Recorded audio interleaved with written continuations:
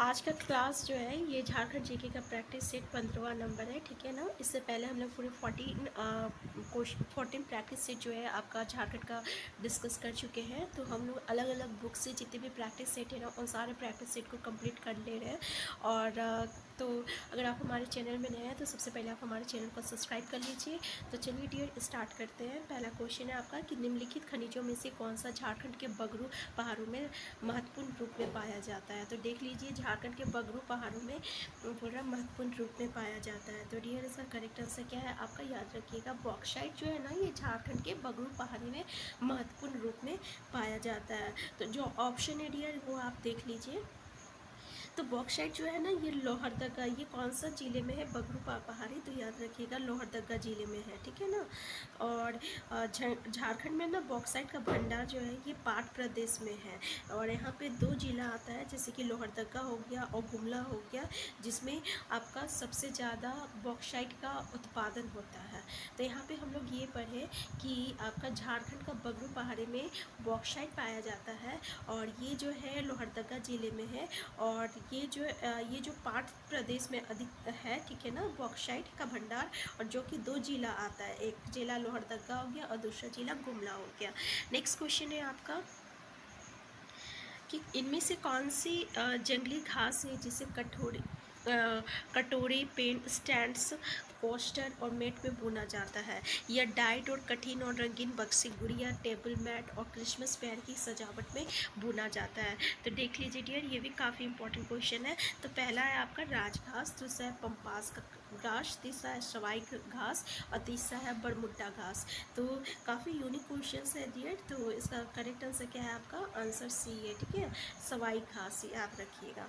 तो सवाई घास का प्रयोग जो रहता है ये आपका कटोरे में, पैंट स्टेट्स में, कोस्टर में इत्यादि में किया जाता है, ठीक है ना, तो याद रखिएगा। नेक्स्ट क्वेश्चन है आपका माइका युक्त मिट्टी झारखंड में निम्नलिखित में से कौन से स्थान पर पाई जाती है। तो देख लीजिए माइका युक्त मिट्टी बोल रही है कि झारखंड में कहाँ पाया जाता है।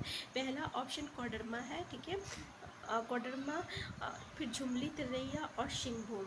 तो देख लीजिए कहाँ कहाँ पाया जाता है। ऑप्शन ए में जो है ना आपका कोडरमा, झुमली, तिरैया है, ठीक है। तो इसका करेक्ट आंसर क्या है डियर, पहला देख लीजिए कोडरमा, झुमली, तिरैया और सिंहभूम।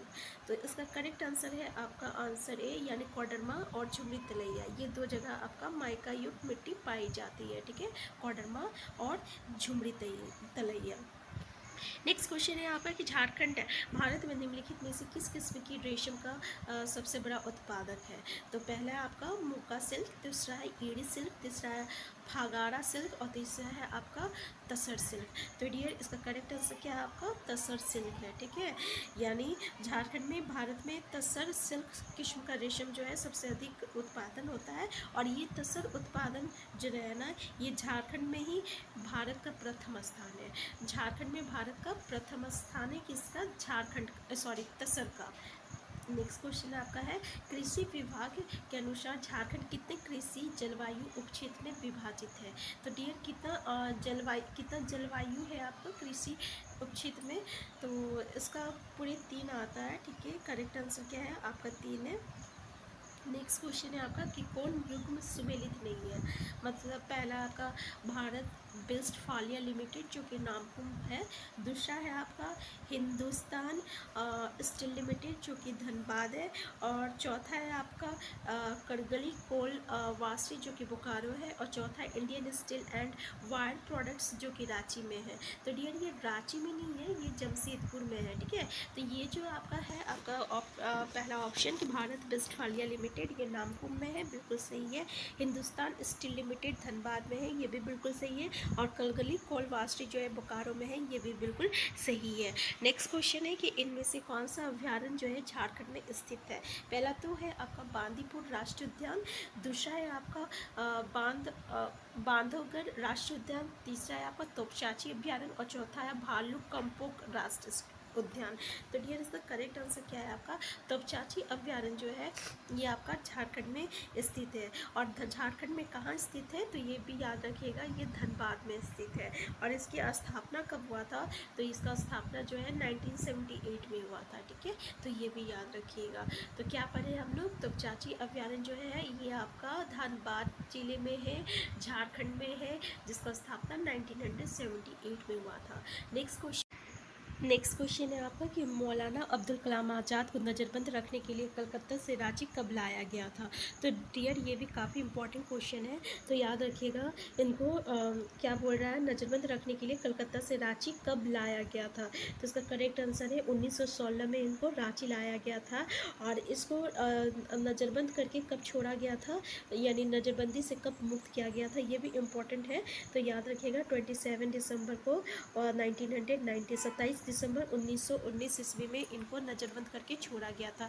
डियर इससे रिलेटेड और एक क्वेश्चन आता है कि अंजुमन इस्लामिया और मदरसा इस्लामिया का संस्था, ये एक संस्था है और जिसका स्थापना ना आपका अब्दुल कलाम आज़ाद के द्वारा किया गया था। तो इससे हम लोग क्या पढ़े कि अब्दुल कलाम आज़ाद को नज़रबंद करने के लिए 1916 में रांची लाया गया था। 27 दिसंबर 1919 को इसको नज़रबंदी से छोड़ा गया था। और अंजुमन इस्लामिया और मदरसा इस्लामिया को की ये संस्था की स्थापना जो है मौलाना अब्दुल कलाम आज़ाद के द्वारा किया गया था। नेक्स्ट क्वेश्चन ये है कि भारत छोड़ो आंदोलन के संबंध में निम्न से कौन सा कथन जो असत्य है। पहला तो ये है कि रामानंद तिवारी के नेतृत्व में जमशेदपुर के पुलिस दल ने विद्रोह किया। ये बिल्कुल सही है डियर कि रामानंद तिवारी के नेतृत्व में जमशेदपुर के पुलिस दल ने विद्रोह किया। दूसरा ये है कि 26 अगस्त 1942 देवघर के अश्वी लाल शहीद हो गया था, ये भी बिल्कुल सही है। और तीसरा ये है कि दुमका में इस आंदोलन का नेतृत्व जो है आमवंती देवी एवं प्रमा देवी ने किया। तो डियर ये भी बिल्कुल करेक्ट है। नेक्स्ट क्वेश्चन है आपको प्रफुल्ल चंद्र पटनायक हो जनजाति आंदोलन का निर्देशन कर रहे थे। तो डियर ये देख लीजिए कि प्रफुल्ल चंद्र पटनायक जो है ये आपका हो जनजाति का आंदोलन का निर्देशन कर रहे थे। ये स्टेटमेंट तो सही है, लेकिन ये आपका हो जनजाति का नहीं, आपका पहाड़िया जनजाति का निर्देशन कर रहे थे। किनका कर रहे थे, पहाड़िया जनजाति का निर्देशन कर रहे थे। तो आंसर डी जो है ना इसका करेक्ट स्टेटमेंट है, क्योंकि यहाँ पे बोला है कि कौन सा जो है आपका असत्य है।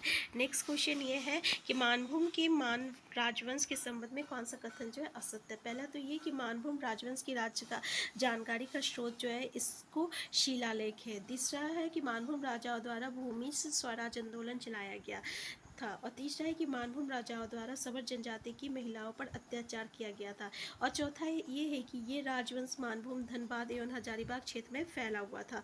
तो डियर इसमें बोल रहा है कि कौन सा कथन जो है आपका असत्य है। तो डियर पहला ऑप्शन जो है ना ये आपका असत्य है, क्योंकि इसकी जानकारी जो है आपका इसको शिलालेख से नहीं मिलता है, बल्कि दूध पानी शिलालेख से मिलता है। किससे, दूध पानी शिलालेख से मिलता है, ठीक है। और धनबाद में कवि गंगाधर है, कवि गंगाधर, इसके द्वारा लिखा गया एक गोविंदपुर शिलालेख है। गोविंदपुर याद रखिएगा, गोविंदपुर शिलालेख है, ठीक है। तो किसके द्वारा मिलती है, पहला है आपका दूध पानी शिलालेख और दूसरा है कि आपका धनबाद के गंगाधर जो है वो लिखे थे गोविंदपुर शिलालेख से मिलता है, ठीक है। तो याद रखिएगा। नेक्स्ट क्वेश्चन है आपका कि झारखंड के किस नागवंशी राजा को गिरफ्तार कर ग्वालियर के किले में रखा गया था।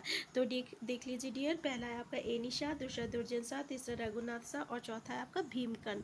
तो इसका करेक्ट आंसर क्या है, आपका आंसर बी है दुर्जन शाह। और डियर दुर्जन शाह को क्यों जाना जाता है पता है, क्योंकि ये हीरे की ना सबसे बड़ा परखी था ये, ठीक है।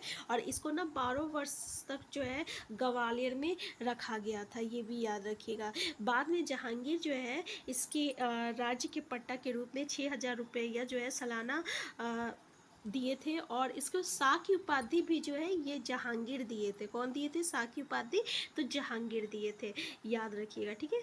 और जहांगीर के समय में ना आपका जो ये शंख नदी है ये आपका हीरो के लिए जाना जाता था। शंख नदी जो है ये हीरो के लिए मतलब प्रसिद्ध था।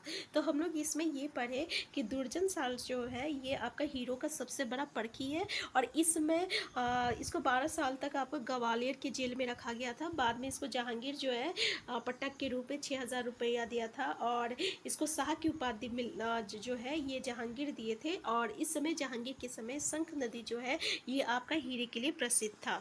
नेक्स्ट क्वेश्चन है आपका कि पहाड़िया विद्रोह के संबंध में कौन सा कथन जो है सत्य है। पहला तो पहाड़िया विद्रोह जो है 1772 से लेकर 82 तक हुआ। दूसरा ये है कि ये सर्वप्रथम रमना आहारी के नेतृत्व में हुआ था। तीसरा ये है कि महेशपुर की रानी सर्वेश्वरी ने इस विद्रोह का नेतृत्व जो है 1781 और 82 में किया। और तीसरा है कि उपरोक्त सभी।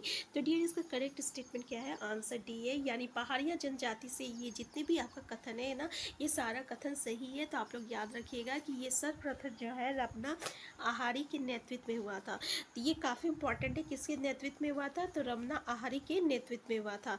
और पहाड़ी विद्रोह जो है 1772 से लेकर 82 तक हुआ था। और महेशपुर की रानी सर्वेश्वरी ने है इस विद्रोह का नेतृत्व जो है 1781 में 82 में किया था। ठीक है, ये सारे स्टेटमेंट सही है। नेक्स्ट क्वेश्चन है कि भूमिज विद्रोह कब हुआ था। तो डियर पहला ऑप्शन देख लीजिए, भूमिज विद्रोह कब हुआ था। पहला ऑप्शन है आपका 1821 से 22, 1832 से 1833। तो डियर आंसर वी जो है ना इसका करेक्ट आंसर है 1832 से लेकर 1833 में आपका भूमिज विद्रोह हुआ था। नेक्स्ट क्वेश्चन है आपका इनमें से कौन सा कथन जो है असत्य है। पहला तो ये है कि 1946 के संसदीय चुनाव में जयपाल सिंह खुटी से विजयी हुए थे। ठीक है, याद रखिएगा कि 1946 के संसदीय चुनाव में जयपाल सिंह खुट्टी से विजयी हुए थे। दूसरा कि 1946 में मुस्लिम लीग के सहयोग से जयपाल सिंह संविद सभा के सदस्य निर्वाचित हुए थे। और तीसरा ये है कि जयपाल सिंह मुंडा ने संविधान सभा में आदिवासी नेता के रूप में प्रतिनिधित्व किया था। और चौथा ये है कि खरसावा गोलीकांड 1 जनवरी 1948 को हुआ था। तो डियर इसमें से इसका आंसर जो है करेक्ट आंसर आंसर ए है। ठीक है, कि 1946 के संसदीय चुनाव में जयपाल सिंह खुटी से विजयी हुए थे। ठीक है, ये आपका स्टेटमेंट जो है ये आपका गलत स्टेटमेंट है, क्योंकि ये खुटी से विजयी नहीं हुए थे। ठीक है, ये विजय नहीं हुए थे बल्कि ये पराजित हुए थे। और ये किससे पराजित हुए थे तो ये भी इम्पॉर्टेंट है। तो ये कांग्रेस प्रत्याशी डॉक्टर पूर्णचंद्र मित्र से पराजित हुए थे। ठीक है, नेक्स्ट क्वेश्चन ये है कि छोटा नागपुर संयुक्त संघ का गठन कब हुआ था। तो छोटा नागपुर संयुक्त संघ का गठन जो है आपका कब हुआ था, 1954 में हुआ था। ठीक है, पहला ऑप्शन 1952 है, दूसरा 1954। तो इसका करेक्ट आंसर क्या है आपका 1954 में छोटा नागपुर संयुक्त संघ की स्थापना हुआ था। ठीक है, याद रखिएगा 7 फरवरी को हुआ था।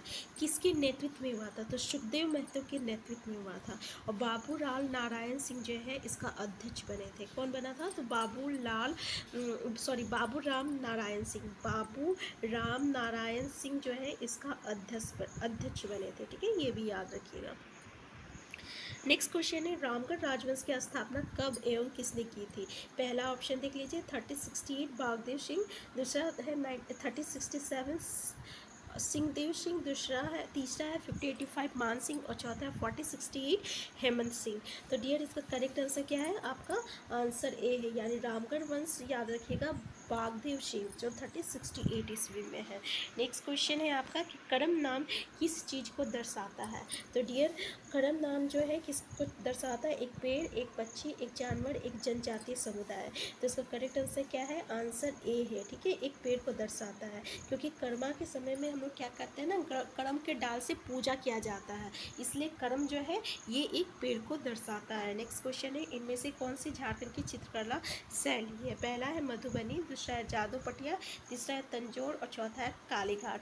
तो डियर इसका करेक्ट आंसर क्या है, जादू पटिया है, क्योंकि हम लोग हमेशा जादू पटिया सुनने भी है, अगर आप लोग झारखंड जी के पढ़ते होंगे तो। ठीक है ना, तो जादू पटिया इसका एक चित्रकला है। ठीक है, और ये डियर कौन सी जनजाति की है, तो ये संथाल जनजाति में सबसे ज़्यादा मशहूर चित्रकला है, ये भी याद रखिएगा। और इसकी चित्र चित्रकार को संताली भाषा में, यानी ये जो जादू पटिया का जो चित्रकार होता है ना, उसको हम लोग संताली भाषा में क्या कहते हैं, जादू कहते हैं। ठीक है, ये भी याद रखिएगा। नेक्स्ट क्वेश्चन है कि निम्नलिखित में से कौन सा झारखंड के मल्होर और तांती जनजातियों द्वारा एक परंपरागत प्राचीन धातु शिल्प है। तो इसका करेक्ट पहला धोकरा, दूसरा कंगी, ओकरा और जरदोज। जी, तो डियर करेक्ट आंसर क्या आपका धोकरा। ठीक है, ये क्या बोल रहा है, झारखंड के मल्होर और तांती जनजातियों द्वारा एक परंपरागत प्राचीन धातु शिल्प है। तो ये एक क्या है, एक तरह का धोकरा क्या है, परंपरागत धातु शिल्प है, याद रखिएगा। ठीक है, नेक्स्ट क्वेश्चन है उरार जनजाति भाषा एवं प्रजाति दोनों दृष्टि से किस जाति के हैं। पहला तो प्रोटोस्टेरॉइड है और दूसरा है मंगोलाइड है, तीसरा द्रविड़ या इनमें से कोई नहीं। तो डियर इसका करेक्ट आंसर क्या आपका द्रविड़ है। उरार जनजाति किस में आता है, तो द्रविड़ में आता है। तो जितने भी जनजाति है डियर, ये अधिकतर प्रोटोस्टेरॉइड में आता है, सिर्फ उराव और जनजाति जो है ये आपका द्रविड़ में आता है। ठीक है, तो याद रखिएगा। नेक्स्ट क्वेश्चन है आपका, और डियर इसका मूल स्थान जो रहता है, निवास स्थान, इसको क्या कहते हैं, कोकन कहते हैं, याद रखिएगा, कोकन कहते हैं। और ये जो है ना अपनी भाषा में कुडुक कहते हैं, आप स्वयं को अपनी भाषा में कुडुक कहते हैं। ठीक है, और ये कैसा भाषा बोलते हैं, तो कुडुक भाषा बोलते हैं, ये भी याद रखिएगा। नेक्स्ट क्वेश्चन है आपका कि मुंडा जनजाति के सर्वोच्च देवता कौन है। पहला है आपका सिंहबोगा, दूसरा है आपका हाथूबोगा, तीसरा है धर्मेश, चौथा है मरांगबुरु। तो इसका करेक्ट आंसर क्या है, आंसर ए है शिंगबोगा, यानी मुंडा जनजाति के सर्वोच्च देवता कौन है, आपका शिंगबोगा है। ठीक है, याद रखिएगा। और इसके कुल देवता को हम लोग क्या कहते हैं, ओड़ाबोंगा कहते हैं कुल देवता को। और पहाड़ देवता को क्या कहते हैं, बुरुबोंगा कहते हैं। ठीक है, और जल देवता को क्या कहते हैं, इकिरबोंगा कहते हैं। तो ये जितना भी बोंगा से होगा ना उसको सब। और ये हाथू बोंगा किसको कहते हैं, तो ग्राम देवता को कहते हैं। ग्राम देवता को क्या कहते हैं, हाथू बोंगा कहते हैं। और कुल देवता को क्या कहते हैं, ओड़ा बोंगा। और पहाड़ देवता को बुरु बोंगा और जल देवता को इकिर बोंगा। ठीक है, ये याद रखिएगा। नेक्स्ट क्वेश्चन, नेक्स्ट है आपका कि निम्न में से किस विदेशी यात्रा ने भारत भ्रमण के क्रम में राजमहल पहाड़ी के दो भाग में रहने वाले आदि जाति का उल्लेख माली या शौरी के रूप में किया है। पहला है फाइयान, दूसरा है हेवनसांग, तीसरा मैगनथीस और चौथा है आपका टॉलमी। तो डियर इसका करेक्ट आंसर क्या है, आंसर सी है, मैगनथीस। ठीक है, और डियर किसमें याद रखिएगा, ये शौरी पहाड़िया जनजाति का उल्लेख जो है ना माली एवं शौरी में किया है। कौन सा, शौरी पहाड़िया जनजाति का। नेक्स्ट क्वेश्चन है बिरजिया जनजाति के संबंध में कौन सा कथन जो है सत्य है। पहला तो ये झारखंड की एक अल्पसंख्यक आदि जनजाति है, दूसरा ये अपने को पुंडरिक नाग का वंशधर मानते हैं, तीसरा ये दोनों भागों में विभक्त है, सिंदूरिया और तेलिया, और चौथा है उपरोक्त सभी। तो डियर इसका करेक्ट आंसर क्या, आंसर डी है, यानी ये जितने भी स्टेटमेंट है ना बिरजिया के लिए ये सही है कि ये अपने को पुंडरिक नाग का वंशधर मानते हैं। ये दो भागों में विभक्त होते हैं, एक है सिंदूरिया और दूसरा है तेलिया। और ये झारखंड की कैसा आदिम जनजाति है, तो अल्पसंख्यक अलग आदिम जनजाति में आते हैं, याद रखिएगा, काफ़ी इंपॉर्टेंट है। कैसा आदिम जनजाति में आते हैं, पहला तो बिरजिया आदिम जनजाति में आता है, दूसरा क्या हो गया, ये अल्पसंख्यक आदिम जनजाति में आता है। ठीक है, नेक्स्ट है आपका कि निम्न में से किस नृत्य के दौरान महिलाओं के द्वारा चुमावड़ी गीत गाया जाता है। पहला अंगनाई नृत्य, टुसु नृत्य, जमनामा नृत्य या सोहराई नृत्य। तो डियर इसका करेक्ट आंसर क्या है आपका, तो याद रखिएगा इसका करेक्ट आंसर क्या है, आंसर डी है, सोहराई नृत्य। ठीक है, याद रखिएगा। और डियर ये जो सोहराई नृत्य है ना, इसका आयोजन क्यों किया जाता है, तो आप सबको पता होगा कि ये पशुओं के लिए किया जाता है ना, इसका आयोजन पशुओं के लिए किया जाता है। नेक्स्ट क्वेश्चन आपका भैंस की सींग में कौन वाद्य बनाया जाता है। भैंस की सींग से कौन सा वाद्य यंत्र बनाया जाता है, तो पहला तो ढोल है, दूसरा आपका मदन भेड़िए, तीसरा सिंगा है, चौथा आपका ढाक है। तो इसका करेक्ट आंसर क्या है डियर, आंसर सी है, सिंघा। नेक्स्ट क्वेश्चन है आपका सिंह से सिंगा, याद रखिएगा। नेक्स्ट क्वेश्चन है सरहुल पर्व के संबंध में कौन सा कथन जो है असत्य है। पहला तो ये पर्व कृषि कार्य आरंभ करने से पूर्व मनाया जाता है, दूसरा इसमें पाहन कर्म डाल की पूजा करता है, तीसरा सरहुल फूल का विसर्जन जो है स्थल गिरवा कहलाता है, और चौथा ये फूलों का पर्व है।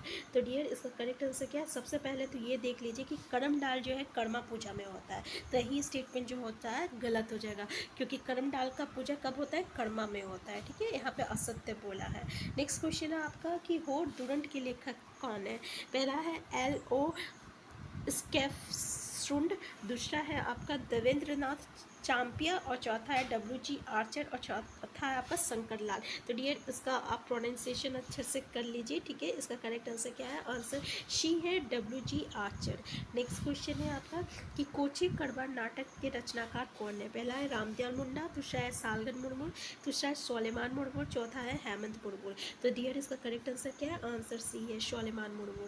नेक्स्ट क्वेश्चन है बोकारो शहर किस नदी के तट पर बसा है? तो डियर बोकारो शहर किस नदी के तट पर बसा है? पहला दामोदर, दूसरा जय, तीसरा औरंगा, चौथा बीटा रानी। तो इसका करेक्ट आंसर क्या है? आंसर ए है, ठीक है। यानी बोकारो जो है आपका दामोदर नदी के घाट पर बसा है। और इसमें याद रखिएगा कि जैसे गरगा डैम हो गया, तेनू घाट डैम हो गया, हाथिया पत्थर, नेहरू पार्क जो है, और लुगुबुरु जो है, ये इसका दर्शनीय स्थल है, ठीक है, प्रसिद्ध दर्शनीय स्थल है। कौन कौन सा? तो पहला तो है आपको पता होगा गरगा डैम, फिर जो नेहरू पार्क है, फिर हथिया पत्थर है, फिर तेनूघाट डैम हो गया, फिर लुगुबुरु, ये इसका प्रसिद्ध स्थल है, ठीक है। नेक्स्ट क्वेश्चन है आपका कि झारखंड के सिंहभूम जिले के निम्नलिखित तांबे की खदानों में से कौन सा अभी भी चालू है? पहला है बनालोपा, दूसरा है बढ़िया, तीसरा है पथाखोड़ा और चौथा है सुरदा। तो डियर इसका करेक्ट आंसर क्या है? आंसर डी है, सुरदा, ठीक है। ये किस जगह पे है? तो पूर्वी सिंहभूम में, ठीक है,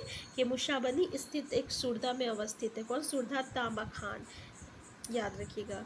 नेक्स्ट क्वेश्चन है आपका कि जगन्नाथ पहाड़ी, देवरी, सूर्य तथा सती मंदिर, ये सब कहाँ है? पहला ऑप्शन दुमका, दूसरा देवघर, तीसरा गिरिडीह और चौथा रांची। तो डियर आपको पता होगा कि ये जो आपका पहाड़ी मंदिर है कहाँ है? तो रांची में है। जब पहाड़ी मंदिर रांची में है तो सारा जो हो जाएगा आपका रांची में हो जाएगा, ठीक है। नेक्स्ट क्वेश्चन ये है कि आर्या का संबंध किस क्षेत्र से है? युवाओं का आधुनिक शिक्षा प्रदान करने से, दूसरा युवाओं का तकनीकी शिक्षा प्रदान करने से, ग्रामीण युवाओं को कृषि की ओर आकर्षित करने से, या युवाओं को आत्मनिर्भर बनाने से। तो डियर इसका करेक्ट आंसर क्या हो जाएगा आपका? पहला तो ये देख लीजिए इसका फुल फॉर्म क्या है। आर्या मतलब होता है अट्रैक्टिंग रूरल यूथ, ठीक है, यानी गांव के जवानों को अट्रैक्ट करना, किसमें? तो एग्रीकल्चर में। Attracting rural youth in agriculture, attracting rural youth in agriculture, इसका फुल फॉर्म भी इंपॉर्टेंट है, याद रखिएगा, इन एग्रीकल्चर।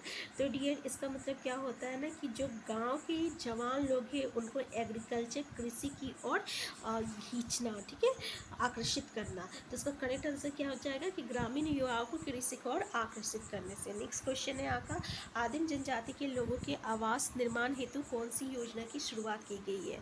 तो डियर पहला ऑप्शन है अम्बेडकर आवास योजना, दूसरा बिरसा आवास योजना, तीसरा नीलांबर पीताम्बर आवास योजना और चौथा सिंधु कानू आवास योजना। तो इसका करेक्ट आंसर क्या है? आंसर बी है, बिरसा आवास योजना।